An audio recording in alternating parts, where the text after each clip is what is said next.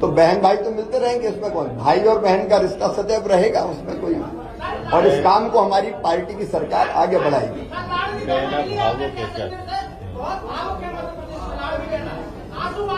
सबके प्यार के लिए मैं उनको प्रणाम करता हूं, और भाई और बहन साथ है, और सरकार भी उनके कल्याण के काम करती रहेगी।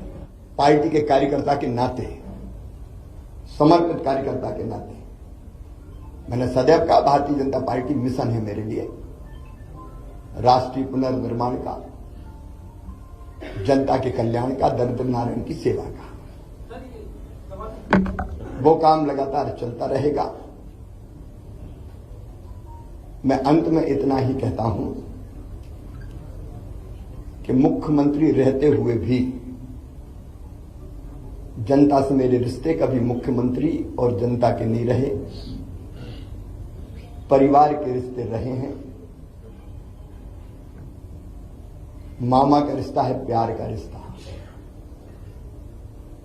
और भैया का रिश्ता है विश्वास का रिश्ता। ये प्यार और विश्वास के रिश्ते को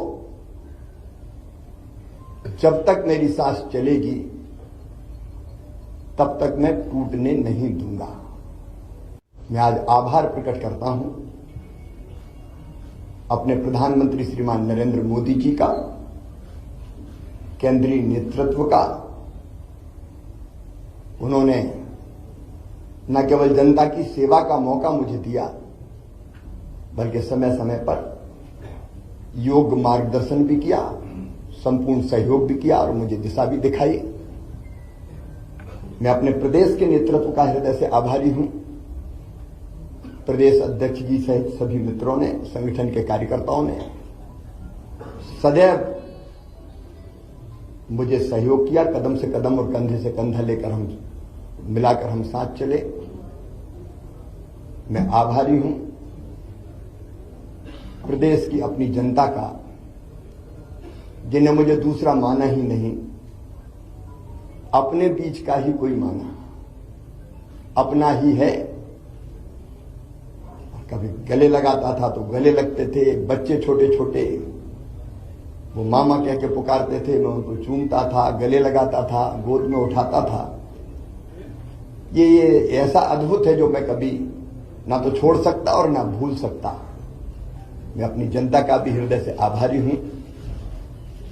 मैं अपने प्रशासनिक मित्रों को भी धन्यवाद देता हूं इन योजनाओं को बनाने में। अब लाडली बहना जैसी योजना की केस स्टडी होनी चाहिए, 6 महीने के अंदर बनना और ढंग से इंप्लीमेंट होके बिना किसी डिफेक्ट के खाते में पैसा पहुंच जाने। प्रशासनिक दक्षता का एक उत्तम उदाहरण मैं मानता हूं। अपने उन सभी सहयोगियों का भी मैं हृदय से आभार व्यक्त करता हूं। मैं समाज के हर वर्ग का, पेशा जैसा कानून हमने लागू किया, अनुसूचित जाति के कल्याण की भी कई योजनाएं बनाई। इन योजनाओं को बनाने में और लागू करवाने में जिनने सहयोग दिया, मैं उनको धन्यवाद देता हूं। मेरे मंत्रिमंडल के सभी सहयोगियों को, क्योंकि उनके सहयोग के बिना मैं ठीक से काम नहीं कर पाता, उन सभी सहयोगियों को भी मैं हृदय से धन्यवाद देता हूं। इस काम में सीएम हाउस से लेके और जिलों तक जो साथी मेरे साथ जुटे रहे, उनको मैं बारंबार धन्यवाद देता हूं। पत्रकार मित्रों, मैं आपको भी हृदय से धन्यवाद देता हूं। आपका सदैव सकारात्मक सहयोग प्रदेश के विकास में मुझे सदैव मिलता रहा। लेकिन इसके साथ 2 चीजों का उल्लेख मैं और करूंगा। एक, महिला सशक्तिकरण मेरे लिए वोट प्राप्ति का जरिया नहीं है, वो मेरी अंतरात्मा से निकला। क्योंकि बचपन से मैंने बेटियों की अपने गांव में ही और बहनों की दुर्दशा देखी थी। बेटियां कोख में मारी जाती थी। उस पीड़ा ने जन्म दिया लाडली लक्ष्मी जैसी योजना को। उसके पहले भी कुछ पत्रकार मित्र जानते हैं, जब मैं कुछ नहीं था तब भी मैं बेटियों की शादी करता था। मैंने सोचा नहीं था कि मैं कभी मुख्यमंत्री बनूंगा। ये तो भारतीय जनता पार्टी ही ऐसा दल है जो साधारण कार्यकर्ता को उठा के ले जाती है।